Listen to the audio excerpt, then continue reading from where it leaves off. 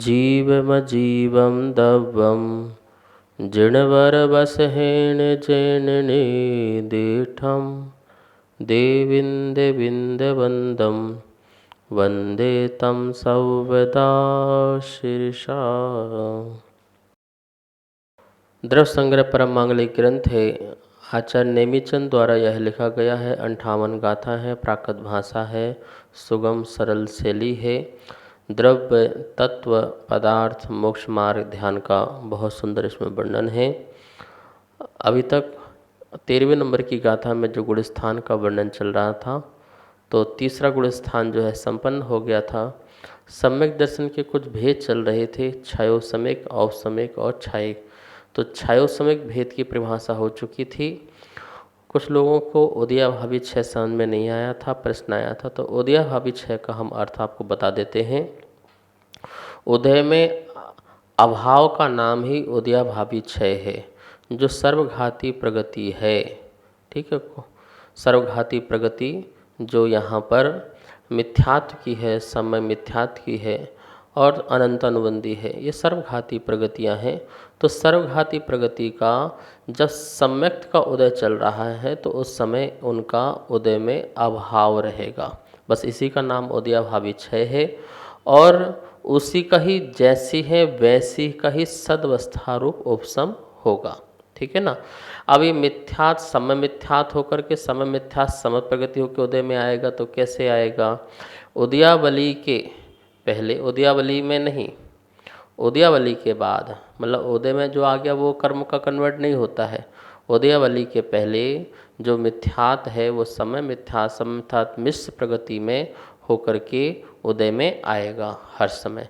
तो इस प्रकार से वह सम्मत प्रकृति के उदय से यह गुणस्थान जो छयोसमिक सम्यक दर्शन है वह बन जाता है।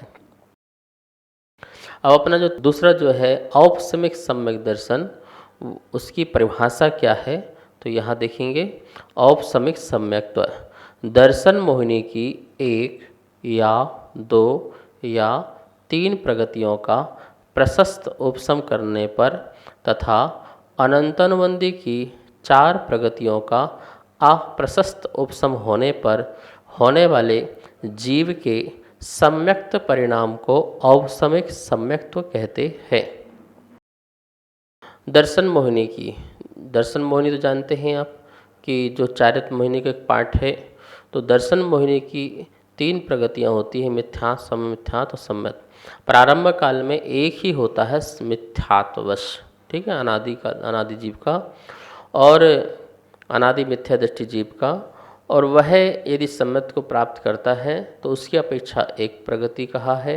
और कोई जो जीव है जिसने मिथ्यात के टुकड़े कर दिए हैं और टुकड़े करके फिर पुनः मिथ्यात में आ गया है, सम्यक प्राप्त करके मिथ्यात में आ गया है, तो उसके पास 3 टुकड़े हैं, तो वो तीनों का उपशम करके जो है सम्यक को प्राप्त करता है। उन तीनों में से यदि उसने सम्यक प्रगति की उद्वेलना कर दी है, मात्र 2 ही प्रगति उसके पास है, समय मिथ्यात और मिथ्यात, तो ये 2 प्रगतियों का उपशम करके वह सम्यक को प्राप्त करता है। तो इस प्रकार से यह प्रशस्त उपशम कहलाता है।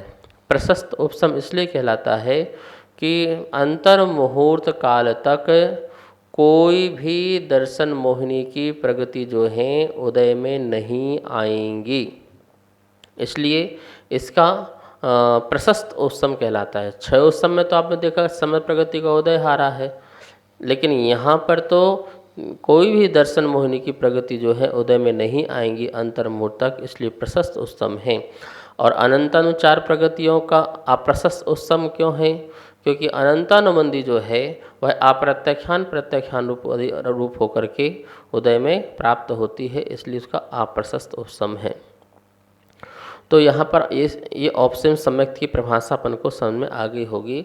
सीधी सी परिभाषा समझ लीजिए, दर्शन मोहिनी की 3 प्रगति और अनंतानंदी की 4, इस प्रकार से 7 प्रगतियों के उपशम से जो सम्यक्त की प्राप्ति होती है, श्रद्धान प्रकट होता है आत्म तत्व के प्रति, जीव तत्व के प्रति, परमात्मा के प्रति, वह जो है उपशम औपशमिक सम्यक्त्व कहलाता है। उपशम किसे कहते हैं? उपशम से औपसमिक बना है, तो उपशम किसे कहते हैं? यहाँ लिखा है कर्मों का अपने परिणामों के निमित्त से आगे पीछे करना वह उपसम प्रशस्त उपसम कहलाता है। ये प्रशस्त उपसम क्या है कि जो व्यक्ति अभी सुन रहा है, देशनल अवधि सुन रहा है और जो कंटिन्यू मिथ्यात आदि का उदय चल रहा है, तो बीच में एक गैप बन गया। उस गैप में कुछ जो हैं कर्मों को मिथ्यात वाले ऊपर कर दिए, कुछ कर्मों को नीचे कर दिए, तो बीच में जो मिथ्यात संबंधी वाला जो द्रव्य है वो पूर्णतः अभाव हो गया अंतर्मुहूर्त के लिए। इसी को ही प्रशस्त उपसम कहते हैं। उसमें जो गैप है, इम्पटी है, स्पेस है बनेगा, तब उस गैप को या स्पेस को उस कर्म प्रगति का उदय नहीं रहेगा। इसी को यहाँ पर उपसम कहते हैं। अब यहाँ लिखा है अनादि मिथ्या दृष्टि के चतुर्थ गुण स्थान में जाने की प्रक्रिया कैसे होगी। कैसे अनादि मिथ्या दृष्टि जो जीव है वो चतुर्थ गुण स्थान में जाएगा। तो यहाँ लिखा है 4 लब्धि प्राप्त कर, 5वीं लब्धि के 3 करण परिणाम कर उपसम सम्यक को प्राप्त करे। यही उसकी जाने की प्रक्रिया है। अनादि मिथ्या दृष्टि को जो 4 प्रकार की लब्धियां हैं उसकी प्राप्ति होगी। 6 उपसम लब्धि है, विशुद्धि लब्धि है, देशना लब्धि है और प्रायोग लब्धि है। ये 4 प्रकार की लब्धियां हैं, वह इनको प्राप्त करेगा। और 5वीं जो लब्धि है वो करण लब्धि है। करण मतलब परिणाम, और विशुद्ध परिणाम। तो उन करण परिणाम में वह अधा प्रपत, अपूर्व करण और अनुवृत्तिकरण रूप परिणाम करेगा।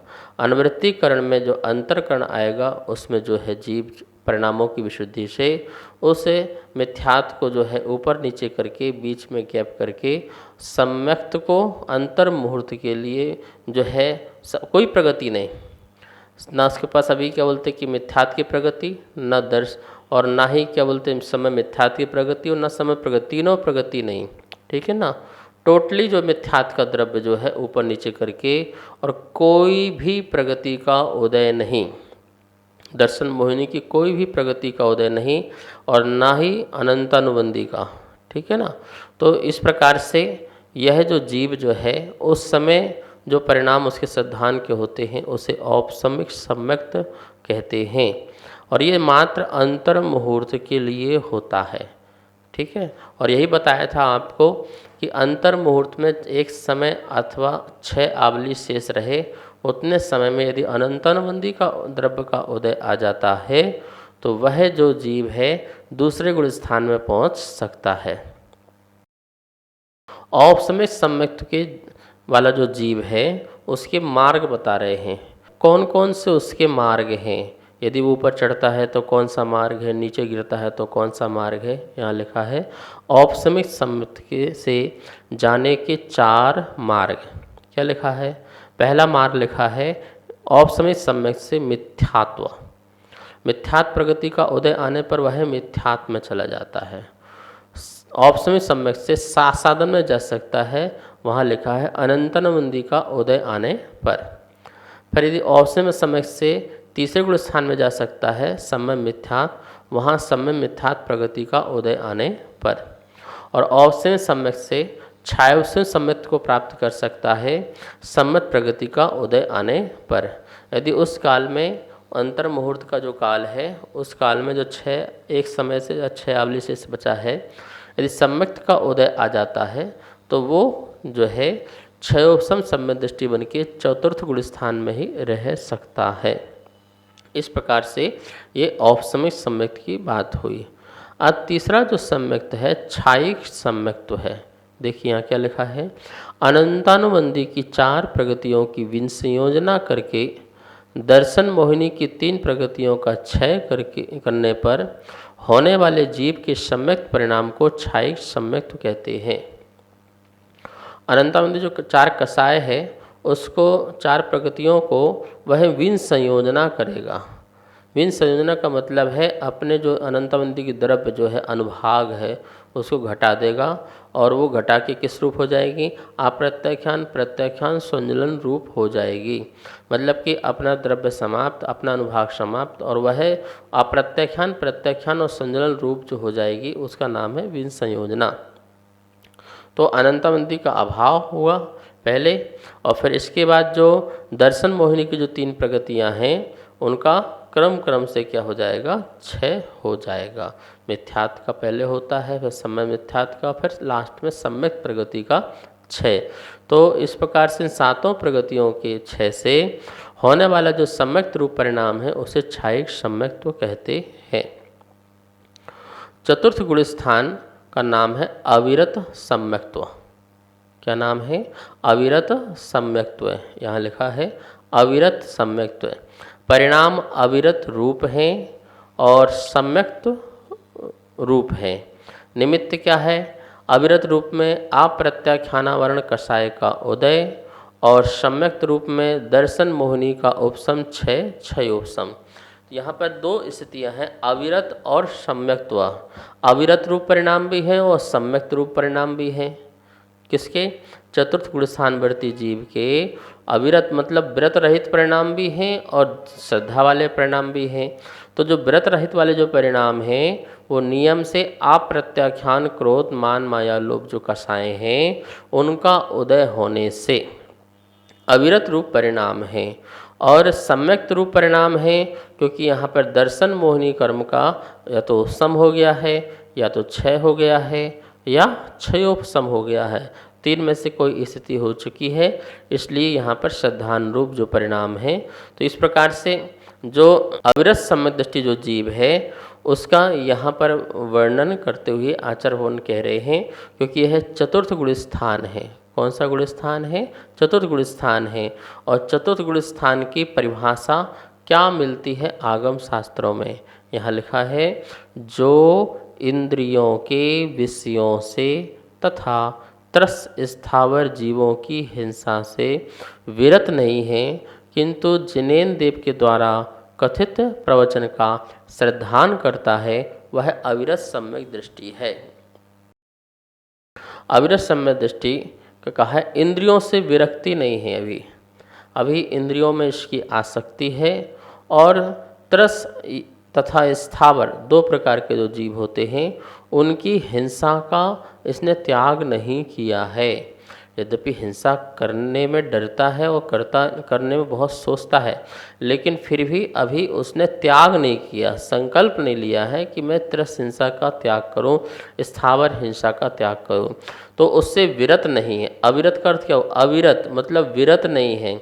विरत तभी होंगे या तो त्रस का स्थावर का त्याग करे तो विरत होगा, लेकिन उसका त्रस स्थावर जो जीव हैं मतलब 1 इंद्रिय से लेके 5 इंद्रिय तक के जीवों की हिंसा का जिसका त्याग नहीं है, इसलिए वह अविरत रूप परिणाम है। और इंद्रियों के विषयों में अभी आसक्ति भी है, खाने पीने ओढ़ने सजने संवरने इन सब में वो आसक्ति भी रखता है, वो भी विरक्त नहीं है।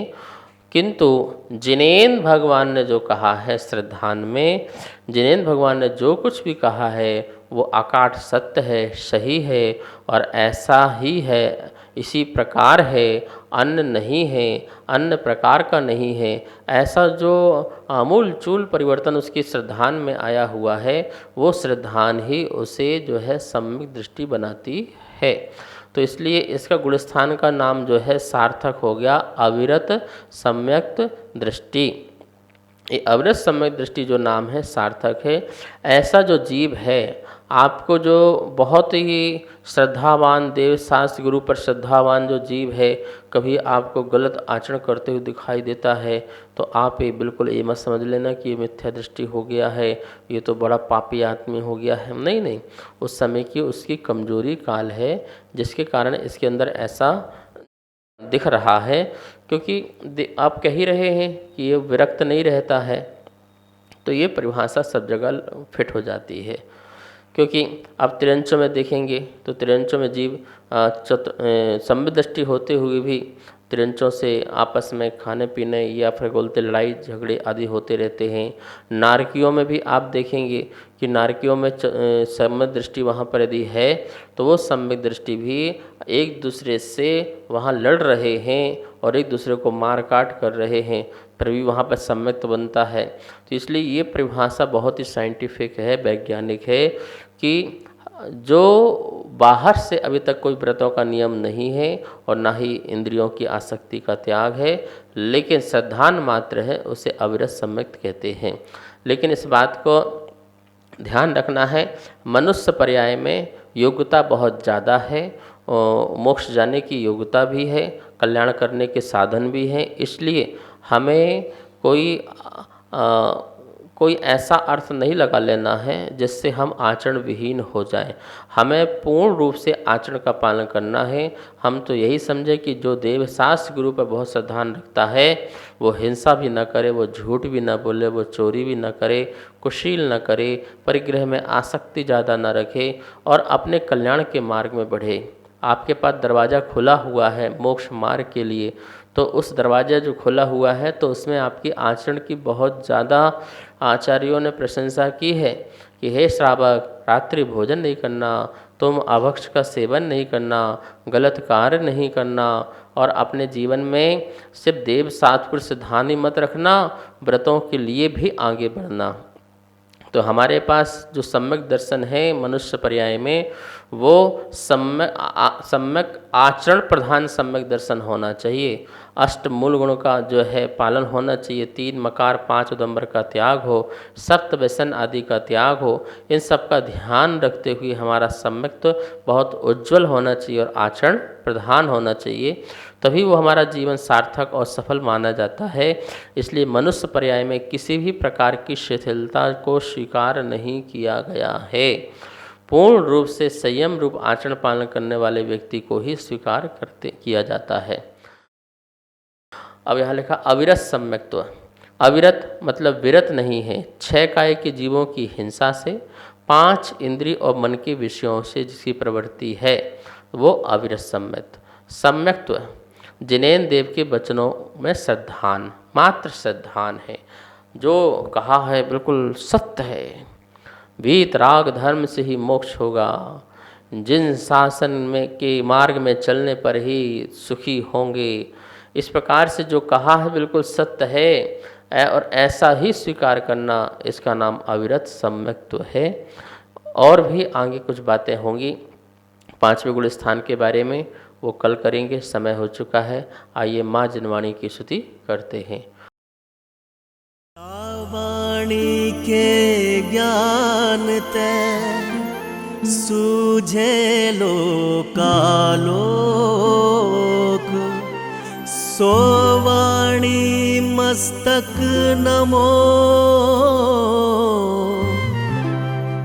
सदा देत हूँ धोख, सदा देत हूँ धोख। सबको बहुत बहुत मंगल आशीर्वाद। इस कार्यक्रम के पुण्यार्जक थे श्री खंडेलवाल दिगंबर जैन मंदिर, राजा बाजार, कनॉट प्लेस, नई दिल्ली, एवं श्री खंडेलवाल दिगंबर जैन मंदिर, वैदवाड़ा, दिल्ली के अंतर्गत खंडेलवाल दिगंबर जैन पंचायत, दिल्ली। जिनेन्द्र जैन नरपतिया अध्यक्ष, धीरज जैन कासलीवाल महामंत्री, विजय लोहाड़िया विक्की उपाध्यक्ष, गौरव पाटोदी मंत्री, विनोद पांड्या कोषाध्यक्ष।